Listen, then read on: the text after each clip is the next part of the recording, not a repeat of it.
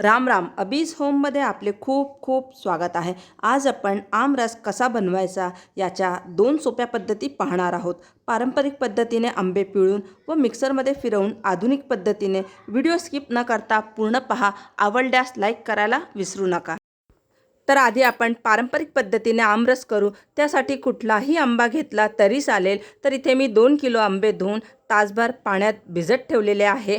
आंब्याच्या देठावर चीक असतो तो निघून जातो. आंबा उष्ण असतो आणि बऱ्याच जणांना बाधतो, त्यामुळे पाण्यात ठेवावे. आता नैसर्गिकरीत्या आंबा पिकलेला आहे किंवा केमिकलने, हे कसं ओळखावे? तर आंब्यांवर सुरकत्या असल्यास आंबा नैसर्गिकरीत्या पिकवलेला आहे. आता आंबा आतून खराब आहे हे कसं ओळखायचे? तर आंब्याचा खालचा भाग, याला कुयरी म्हणतात, तिथे दाब दिल्यानंतर असं आतमध्ये राहतं तर आंबा आतून चांगला आहे. मात्र दाब दिलेला भाग जर वर आला तर आंबा आतून खराब असण्याची शक्यता असते. त्यानंतर पाण्यात बुडवून ठेवलेले आंबे ताटात काढून कॉटनच्या नॅपकिनने पुसून कोरडे करून घेऊ.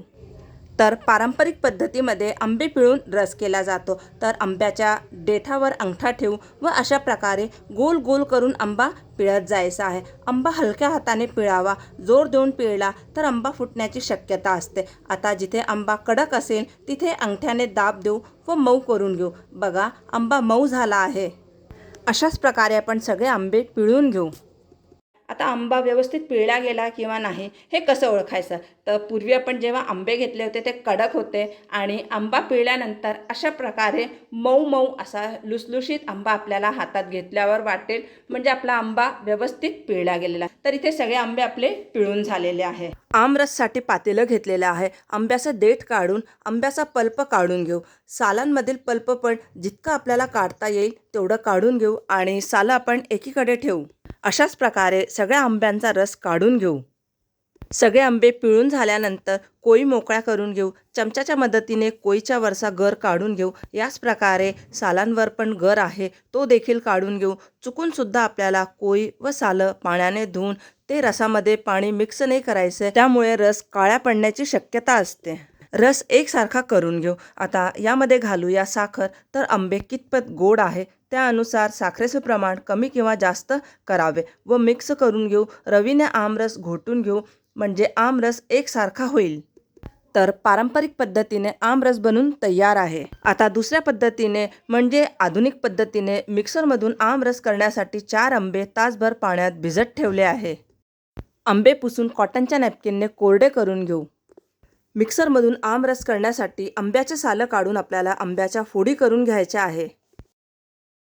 तर इथे मी सगळ्या आंब्याच्या फोडी करून घेतलेल्या आहे.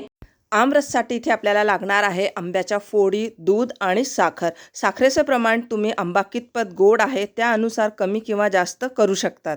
आणि चुकून सुद्धा रस करताना आपल्याला यामध्ये पाण्याचा अजिबात वापर नाही करायचा. दूध म्हणजे फक्त दूधच घालायचं आहे. रस करण्यासाठी इथे मी मिक्सरचं भांडं घेतलेलं आहे. त्यामध्ये घालूया आपण आंब्याच्या फोडी. आता तुमच्या आंब्याच्या फोडी जर जास्त असणार ना तर तुम्ही 2 बॅचमध्ये रस केला तरी चालेल. गरजेनुसार यामध्ये घालावी साखर आणि थोडंसं आता आपण दूध घालून फिरवून घेऊ आधी. आता मिक्सरमधून हे आपण फिरवून घेऊ. रस पाहू, मस्त रंग पण सुरेख आलेला आहे. आमरस बोलमध्ये काढून घेऊ. तुम्हाला दूध अजून घालायचं असेल तर घालू शकतात, पण रंगात फरक पडतो म्हणून दूध मी कमी घातलेलं आहे. आवडत असल्यास तुम्ही ड्रायफ्रूट्स, वेलची पूड, मिरी पूड घालू शकतात. मी इथे केशर घातलेलं आहे. तयार झाला आमरस. तर मी आपल्याला आमरस अगदी सोप्या पद्धतीने 1 नाही 2 प्रकारे कसा करावा हे सांगितलेलं आहे. आपण सुद्धा ह्या प्रकारे ट्राय करून बघा. व्हिडिओ आवडल्यास लाईक करा, शेअर करा. चॅनलवर नवीन असणार तर चॅनलला सबस्क्राईब केल्यानंतर बेल आयकन दाबायला विसरू नका, म्हणजे येणाऱ्या व्हिडिओजचे नवीन नोटिफिकेशन सगळ्यात आधी आपल्याला मिळतील. पुन्हा भेटूया एका नवीन व्हिडिओसोबत. तोपर्यंत स्वस्त रहा आणि मस्त रहा. धन्यवाद.